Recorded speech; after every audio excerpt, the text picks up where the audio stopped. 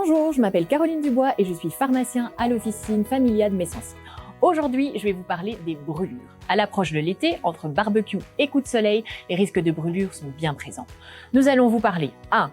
Des premiers gestes à adopter, 2. Des soins à apporter par la suite, 3. Des différents degrés de brûlure, 4. Des coups de soleil et enfin la trousse de soins à avoir chez soi en cas de brûlure.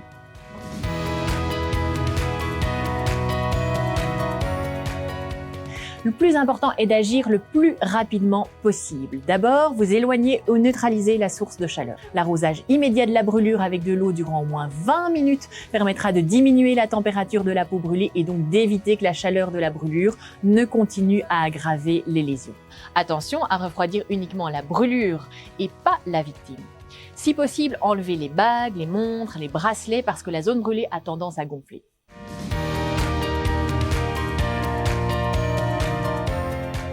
La brûlure est une plaie.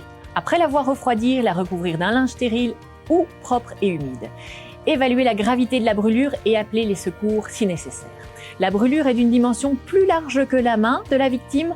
Rendez-vous dans un service d'urgence. En cas de doute, appelez les secours. Ne donnez rien à boire ni à manger. Veillez à ce que la victime ne prenne pas froid.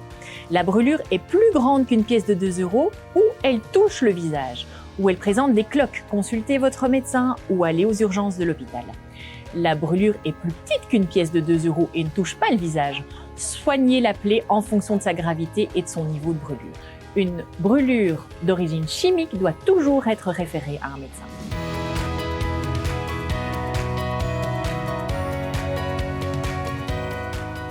La brûlure du premier degré, la plaie est superficielle avec une simple rougeur, sans cloque. Désinfectez la zone avec une solution antiseptique et appliquez une pommade hydratante spécifique recommandée par votre pharmacien. Vous la répartissez en couches minces plusieurs fois par jour jusqu'à disparition des rougeurs. Habituellement, un pansement n'est pas nécessaire. Les 2 premiers jours, un antidouleur peut être utile pour combattre les douleurs dites cuisantes. Ensuite, les brûlures du second degré, avec apparition de cloques. Doit-on percer ou couper les cloques? Il ne faut en général pas percer ou couper les cloques, sauf si elles provoquent des tensions et donc de la douleur. Utilisez de préférence des ciseaux ou des aiguilles stériles que vous trouverez chez votre pharmacien. Appliquez une bonne couche de pommade pour brûlure, 2 à 3 mm sur une compresse stérile. Posez-la ensuite sur la plaie. Fixez la compresse idéalement avec un pansement légèrement élastique auto-agrippant qui ne colle pas à la peau. Changez le pansement une fois par jour. Pour cela, rincez la plaie sous l'eau courante tiède. La pommade est hydrosoluble, ainsi vous détacherez la compresse et enleverez la pommade en même temps. Le petit conseil en plus, après une brûlure qui a cicatrisé, appliquez une protection solaire, un écran total pendant au moins 1 an.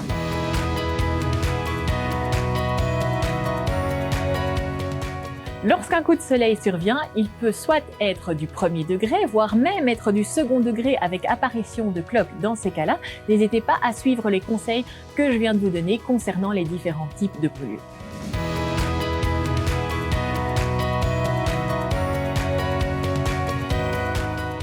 Premièrement, un flacon de gel hydroalcoolique ou de désinfectant pour les mains ou bien des gants jetables. Deuxièmement, une pommade hydratante pour le traitement de brûlures du premier ou de second degré. Troisièmement, une solution antiseptique, des compresses stériles non adhérentes, un bandage élastique auto-agrippant et une paire de ciseaux. En conclusion, n'oubliez pas que votre pharmacien est là pour vous donner des conseils pour la réalisation de votre trousse à pharmacie anti-brûlure, mais également pour vous donner des conseils en cas de brûlure et de plaie.